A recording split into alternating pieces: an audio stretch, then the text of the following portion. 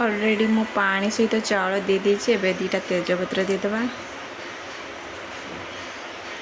मु जन्माष्टमी ପାଇଁ भोग प्रस्तुति करूछि खीरी ପାଇଁ चाउल पानी आउ तेजपत्र दे देछि एबे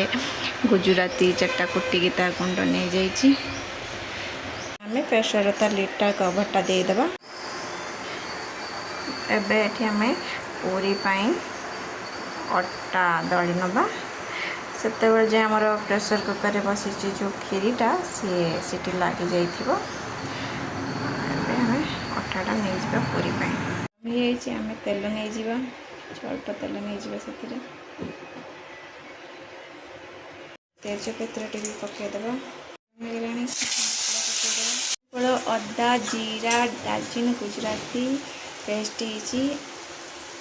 एठी आम पकई नवा गरम मसला टी अल्प पकईबा तापर टिके पकईबा धनिया पत्र बेसर पकईद आलू गुड़िक पकईबा एमती मैश कर अल्प अल्प खंड करके पकईबा आलू टिक पकई देसी कड़े एबे आमे ताको सब गोले नबा वर्तमान आम तरकारी पानी देदेबा आपन जी कष्ट से पानी देवे वर्तमान आमर तरकारी फुटी आसी तो से आम कौन करवा ना कि दही ऐड करदे मिक्स करनबा छाड़ीदबा किसी समय फुटी गले आ किसी समय फुटी गले आम रेडी हो बिना पियाज रसुण आलू तरकारी देखु आमर प्रस्तुत हो आलू दही मिक्स तरकारी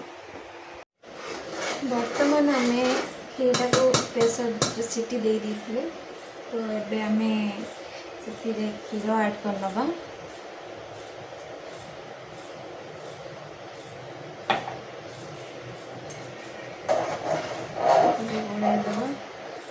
भल भाव क्षीर नहीं जाइए भल भाव मिक्स करनबा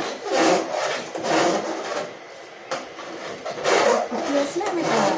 चीनी को ऐड कर आमर ये फुटी आसला तो आम कौन करवा से किसी चीनी ऐड करनबा चीनी ऐड करके मिक्स करनबा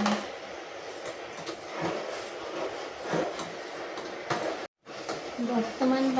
आम खीरी किसी ड्राई फ्रूट्स यूज करवा देखु बादाम आ काजू को टे रोस्ट करके ऐड करनबा मिक्स करनबा तो आज तो जन्माष्टमी ना तो से सब प्रस्तुति चली खीरी आलू तरकारी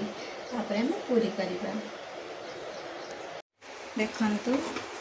देखंतु वर्तमान मोर खीरी प्रस्तुत हो जाइए शेष में आम कौन करवा ना रखी नड़िया पूर को ऐड करदेवा शेष में नड़िया पूर को ऐड करनबा देखंतु आगर प्रस्तुत कर रखि अटार डो को पूरी गुला कर नहीं जावा देखंतु पूरी पे मो तेल बसई तेल गरम हो तो आम एबे पूरी को तेल रे पकेबा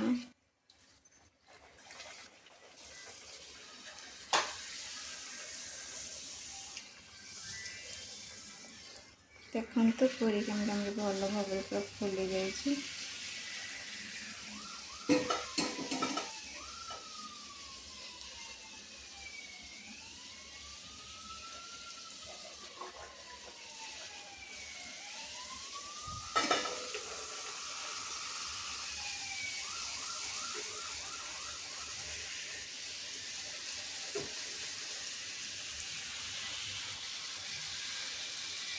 आज आम